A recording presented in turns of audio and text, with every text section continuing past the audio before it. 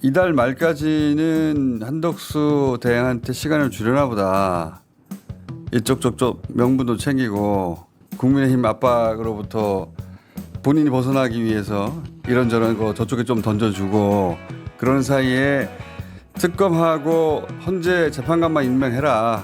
그럼 우리가 기다려줄 테니 이런 처음에 전략이었던 것처럼 보이는데 지난 주말에 이재명 대표뿐만 아니라 원내대표 모두 나서가지고 경고를 했어요. 24일. 까지 어떻게 하는지 보겠다. 이게 무슨 새로운 정황 혹은 새로운 첩보 내지는 징후를 잡은 겁니까? 그게 아니라 그 6개 법안 거부권 행사하는 걸 보고 위험하다고 판단한 거죠. 12월 31일까지 판단하겠다. 그리고 헌법재판관 일정이 이번 주 초에 청문 절차는 끝나는데 이제 본회의 열려서 임명 동의안 가결을 해야 되잖아요. 그 이후에 임명 여부를 임명장 줄지 말지 이제 판단할 거란 말이에요. 27일이죠, 그게. 27일도 확정된 날짜가 아니에요. 의장실하고 협의를 하는 중입니다. 그러면 31일 이후로 다 맞출 가능성이 있어요. 한덕수 총리 입장에서 또는 여권 전반이. 그러면 그야말로 이제 도박이 된다고 당 지도부는 판단한 것 같습니다. 말일까지 미뤄가지고 그때 안 하면 어떡할 거냐. 네. 거기에 민주당에는 답이 없습니다. 그래서 그 전에 전 단계를 당연히 만들어야 되고 그래서 만든 거고요. 일종의 리트머스 시험지 같은 건데 당신이 24일까지 어떻게 하는지 보고 일주일을 허비할 게 아니라 그 전에라도 우리가 조치를 취할 수 있어 라고 시그널을 보낸 거잖아요. 그렇죠. 원래 첫 번째 시험 때는 6개 법안에 대한 처리였죠. 그걸 전부 다 거부할 거라고 예상한 사람들이 얼마나 많았습니까? 제가 볼 땐 거의 없었어요. 그때 가서 안 하면 어떡하지? 이 무릎에 사실 아무도 답을 못하는 거예요. 그리고 한덕수 총리 본인이 그랬습니다. 여러 목소리를 듣고 있다. 그 사람은 여러 목소리를 들으면 안 되는 사람이에요. 국민 목소리만 들어야 돼요. 근데 내란 세력의 목소리 좀 듣고 있는 거예요. 많이 듣고 있는 것 같아요. 그래서 그런 사람 어떻게 믿습니까? 국민이 시키는 대로 하는지만 보면 되죠. 자, 그런데 이제 일단은 24일까지는 시간 검토를 더 해야 된다. 결정하지 못한다고 말했거든요. 근데 사실 검토할 건 없죠. 검토할 건 없어요. 이미 시간을 한참 지났고 뭘 검토를 더 합니까? 그게 아니라 본인의 스케줄이 있었나 본데 아마도. 상설특검 수사 요구안은 통과된 지 벌써 12일이 됐습니다. 그러니까요. 지체 없이 요청하도록 돼 있는데 그렇죠. 일주일씩 끌고 앉아가지고 지금 뭘 하자는 겁니까? 지체 없이라는 말의 뜻을 모른다? 그거 모르지 않아요. 근데 한 총리가 그냥 자기 멋대로 질질 끌고 있는 거죠. 그 이유 중에 하나는 아마 자기도 반대편에서도 또 압박을 받겠죠. 무슨 압박을 받는지 모르겠는데. 본인이 반대편이 아니라 본인이 그 편이잖아요. 원래 그렇게 시작한 거죠 지금. 네.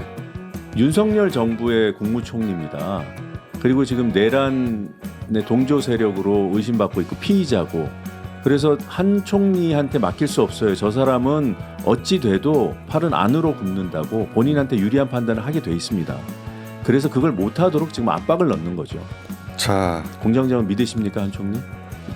저는 한 총리뿐만 아니라 지금 내각 전체를 믿을 수가 없는데. 그래서 지금 이런 얘기도 있어요. 이건 이제 가능성의 차원이어서 말씀드리기가 좀 조심스럽긴 한데 지금 국무위원들 총원이 16명입니다.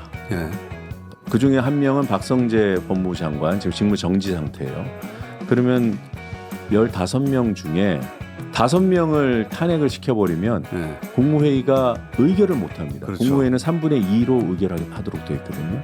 그러면 아예 안 돼요. 국무회의가 안 돌아가면 지금 올라가 있는 법안들은 자동 발효가 됩니다. 아, 그렇구나. 최후의 방법이 그게 있었군요. 거기까지도 고민하고 따져봐야 되는 아주 위중한 시점이다. 그 최후의 방법이 그게 있었군요. 그러니까 지금 한덕수담, 최상목, 그리고 이주호, 유상임, 조태열, 김명호, 박성재, 직무정지니까 박성재는 빼고 강정현 이렇게 쭉 가는데 지금 조태열까지 만약에 연속으로 탄핵하면 그다음부터 국무회의를 열 수가 없다. 그냥 그건 순서와 무관합니다. 권한 대행 순서는 제가 볼 땐 별로 의미가 없어요. 이 내란 사건에 동조했을 가능성이 있는지 여부만 판단해서 이를테면 그 계엄 선포 직전 국무회의라고 칭해지는 그 이상한 모임에 있었는지 여부를 판단해서 있었던 사람들을 한꺼번에 탄핵시키는 방안이 있죠. 한 번에. 네. 그러니까 순서대로 하면 그렇구나. 시간이 걸리니까. 시간도 걸리고 또 혼란도 오히려 더 아하. 커지고. 그래서 만약에 한덕수 총리가 24일까지 아무런 액션이 없다 혹은 정반대 액션을 한다 그러면 그날 국무회의에 참석했던 사람들은 다 빠져라 하고 한 번에 날려버릴 수도 있다. 그래서 한 명 탄핵이 아니라 한 번에 5명 탄핵할 수도 있다. 그런 방법도 존재한다. 그렇게 되면 많은 의원들이 그걸 우려하세요. 이후에 그럼 국회에서 통과되는 법들은 어떻게 하나 자동으로 발효가 됩니다. 그냥 국무회의가 돌아가지 않으니까. 근데 그 상황을 누구도 원하지 않죠. 그렇죠. 그게 정상은 아니니까. 그런데 그렇다고 해서 이 내란 사태를 수습하는데 가장 중요한 맥점이라고 할 수 있는 특검법 발효를 그리고 헌재 재판관을 임명을 안 한다? 말도 안 되는 거잖아요. 6명밖에 없으면 한 사람이라도 아프기라도 하면 안 되는 거잖아요. 그건 오해에서 비롯된 아, 그래요? 우려들입니다. 6명인 상태에서는 가결 못해요. 아예. 결정 자체를 못합니다. 법에는 원래 7명으로 돼 있어요.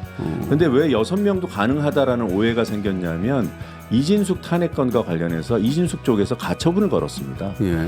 그래서 헌법재판소에서 6명으로 심리는 할 수 있다. 심리만 할 수 있다. 그러니까 심리만 할 수 있다는 거는 결정을 못 한다는 얘기예요. 그러면은 6명으로는 심판이 안 된다는 얘기네요. 예, 그냥 계속 직무정지 상태인 겁니다. 그러네. 자, 그러면 그 민주당이 가지고 있는 옵션을 지금 다 말씀하셨는지 모르겠는데 가장 극단적인 옵션으로는 국무위원 5명을 한꺼번에 날려가지고 아예 이 법안들이 그냥 통과돼 버리게 만드는 방법이 하나 있고. 극단적인 건 아니고요. 절실한 겁니다. 그렇죠. 저도 그렇게 생각합니다. 그런 절실한 옵션도 있고 또 예를 들어서 한덕수 총리가 24일까지 아무것도 안 하거나 혹은 정반대 액션을 취했어요. 아무것도 안 할 공산이 커요. 지금 보니까 스탠스가.